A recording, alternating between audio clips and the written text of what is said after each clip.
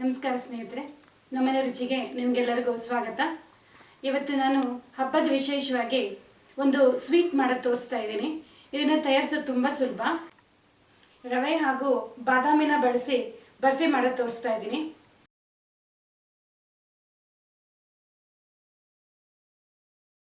ಬರ್ಫಿ ಮಾಡೋಕ್ಕೆ ಏನೇನು ಸಾಮಗ್ರಿಗಳು ಬೇಕು ನೋಡ್ಕೊಳ್ಳೋಣ. ಬರ್ಫಿ ಮಾಡೋದಕ್ಕೆ ನಾನಿಲ್ಲಿ 2/4 ಕಪ್ಪು ಹಾಲು ಇಟ್ಕೊಂಡಿದ್ದೀನಿ.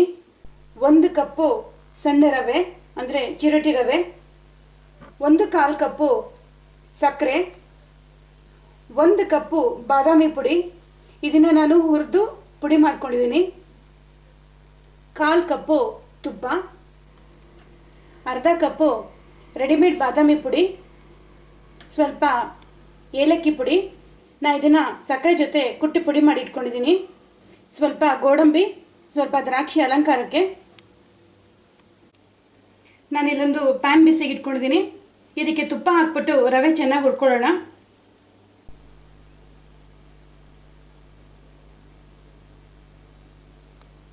ಸಣ್ಣ ಉರಿಲಿ ಹುರಿಯಿರಿ.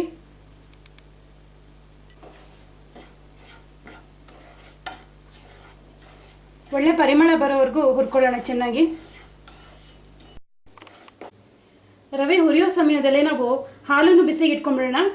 ರವೆ ಹಾಕೋವಾಗ ಹಾಲು ಚೆನ್ನಾಗಿ ಬಿಸಿ ಇರಬೇಕು.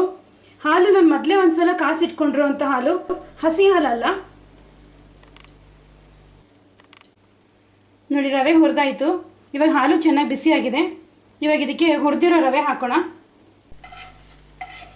ಚೆನ್ನಾಗಿ ಕಲಿಸ್ಕೊಳ್ಳೋಣ, ಗಂಟಿಲ್ದಿರಂಗೆ. ಗಂಟೆ ಆಗಬಾರ್ದು. ನಿಧಾನವಾಗಿ ಕೈ ಆಡಿಸ್ಕೊಂಡು ಚೆನ್ನಾಗಿ ಕಲಸೋಣ.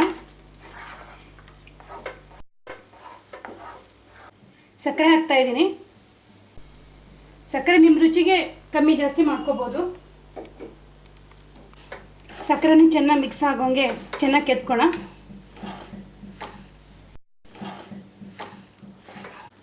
ಸಕ್ಕರೆ ಕರಗ್ತಾ ಸ್ವಲ್ಪ ಅಳಕ ಆಗುತ್ತೆ.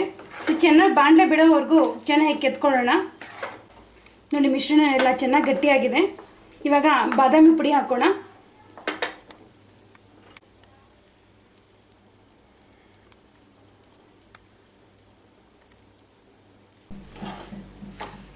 ಬಾದಾಮಿ ನಾನು ಸಿಪ್ಪೆ ತೆಗೆದಿಲ್ಲ, ಸಿಪ್ಪೆ ಸಮೇತ ಹುರಿದು ಪುಡಿ ಮಾಡಿ ಇಟ್ಕೊಂಡಿದ್ದೀನಿ. ಬಾದಾಮಿ ಪುಡಿನೂ ಚೆನ್ನಾಗಿ ಕಲಸೋಣ. ಈ ಥರ ಬರ್ಫಿ ಆಗೋದ್ರೊಳಗಡೆ ಒಂದು ತಟ್ಟೆಯಲ್ಲಿ ತುಪ್ಪ ಹಾಕಿ ಇಟ್ಕೊಳ್ಳೋಣ. ಮಿಶ್ರಣ ಇವಾಗ ಇನ್ನೂ ಗಟ್ಟಿಯಾಗಿದೆ. ಚೆನ್ನಾಗಿ ಬಾದಾಮಿ ಪುಡಿ ಎಲ್ಲ ಹೊಂದ್ಕೊಂಡಿದೆ. ಇವಾಗ ಏಲಕ್ಕಿ ಪುಡಿ ಹಾಕೋಣ.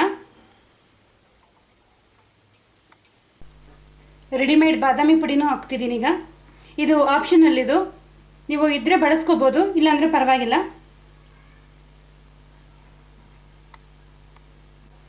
ಮತ್ತೆ ಚೆನ್ನಾಗಿ ಕಲಸೋಣ. ಇದನ್ನು ಚೆನ್ನಾಗಿ ಹೊಂದ್ಕೊಳ್ಬೇಕು ಇದೆಲ್ಲ.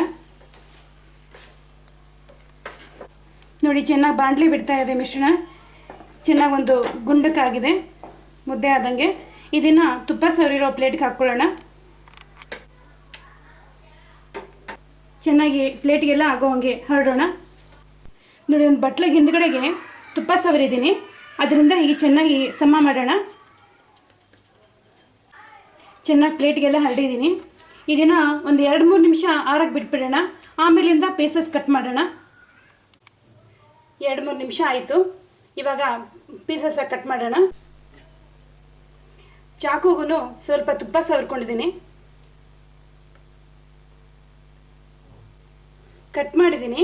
ಇವಾಗ ಇದನ್ನು ಪೀಸಸ್ ತೆಗೆಯೋದಿಲ್ಲ. ಇನ್ನೊಂದು ಸ್ವಲ್ಪ ಹೊತ್ತು ಹೀಗೆ ಬಿಟ್ಬಿಡ್ತೀನಿ. ಇನ್ನೂ ಸ್ವಲ್ಪ ತಣ್ಣಕ್ಕಾದ್ಮೇಲೆ ಇನ್ನೂ ಚೆನ್ನಾಗಿ ಪೀಸ್ ಬರುತ್ತೆ, ತೆಕ್ಕೋಬೋದು ಸುಲಭವಾಗಿ. ಇವಾಗ ಗೋಡಂಬಿ ದ್ರಾಕ್ಷಿಯಿಂದ ಅಲಂಕಾರ ಮಾಡೋಣ.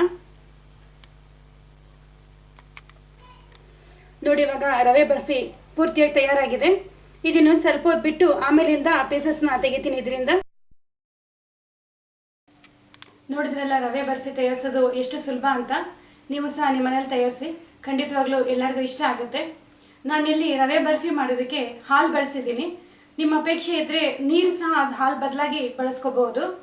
ಆದರೆ ಹಾಲು ಹಾಕಿದ್ರೆ ತುಂಬ ರುಚಿ ಚೆನ್ನಾಗಿರುತ್ತೆ. ಹಾಲಿನ ಪುಡಿ ಸಹ ಬಳಸ್ಬೋದು. ನಿಮ್ಮ ಮನೆಯಲ್ಲಿ ನೀವು ತಯಾರಿಸಿ. ನಿಮಗೆ ಹೇಗೆ ಅನ್ನಿಸ್ತು ಅಂತ ನನಗೆ ಹೇಳೋದನ್ನು ಮರಿಬೇಡಿ. ನನ್ನ ವಿಡಿಯೋ ಇಷ್ಟ ಆಗಿದ್ರೆ ಲೈಕ್ ಮಾಡಿ, ಶೇರ್ ಮಾಡಿ. ನನ್ನ ವಿಡಿಯೋಗೆ ಸಬ್ಸ್ಕ್ರೈಬ್ ಮಾಡೋದನ್ನು ಮರಿಬೇಡಿ. ಮುಂದಿನ ವಿಡಿಯೋದಲ್ಲಿ ಭೇಟಿಯಾಗೋಣ. ನಮಸ್ಕಾರ. ವರಮಹಾಲಕ್ಷ್ಮಿ ಹಬ್ಬದ ಶುಭಾಶಯಗಳು.